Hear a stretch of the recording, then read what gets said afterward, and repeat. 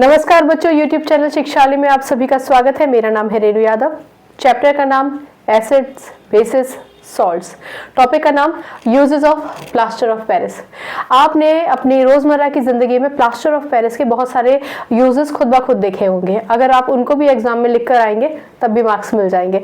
इस लेक्चर में चलिए जानते हैं कुछ और ऐसे यूजेस जो शायद आपने ना देखे हो। आपने जो यूजेस देखे हैं वो ये है कि आपने देखा होगा कि बिल्डिंग्स की सीलिंग्स पर या फिर घर के सीलिंग्स पे जो डेकोरेशन कराई जाती है वो पीओपी की होती है।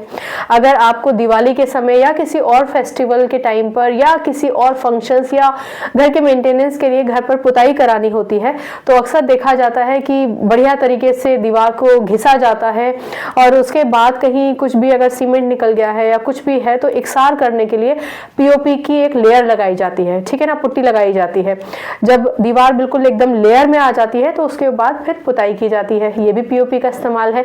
अगर किसी के हाथ या पाँव में या फ्रैक्चर हो जाता है कहीं पर तो उस फ्रैक्चर्ड बोन को जोड़ने के लिए पीओपी का इस्तेमाल किया जाता है। रीजन क्या है? रीजन है कि पीओपी जब पानी के साथ मिलाया जाता है तो जहाँ पे हड्डी टूटी है ना उसको फिक्स करने के लिए उसको एक जगह पर रुके रहना बहुत ज़्यादा ज़रूरी होता है। तो पीओपी उस जो जहाँ पे हड्डी जोड़ी गई है उसको एकदम स्थिर कर देता है और वो हड्डी को जोड़ने में जो प्लास्टर ऑफ पेरिस है उसका बहुत बड़ा इस्तेमाल होता है।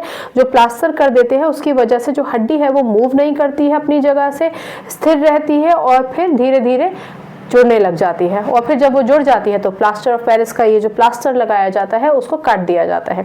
ये सारे के सारे यूजेस तो आपने देखे ही होंगे।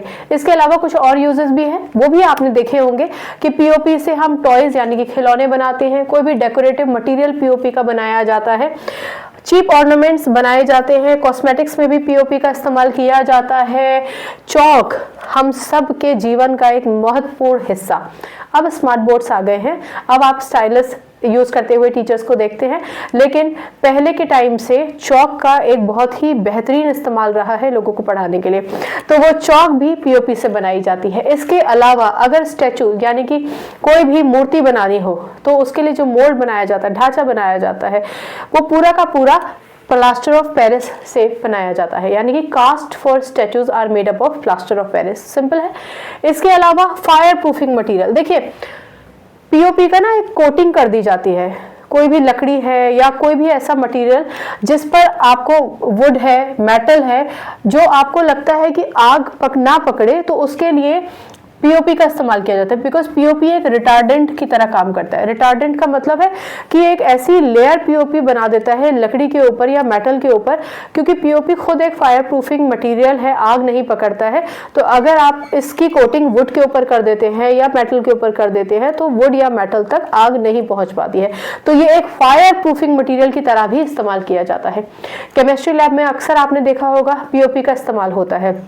कोई भी एपरेटस जिसमें हवा घुस रही है बिकॉज वो कहीं से चटक गया है, टूट गया है, तो उस केस में उस पर्टिकुलर एपरेटस पर भी पीओपी लगा दिया जाता है। एयर गैप्स को फिल करने के लिए पीओपी का इस्तेमाल किया जाता है।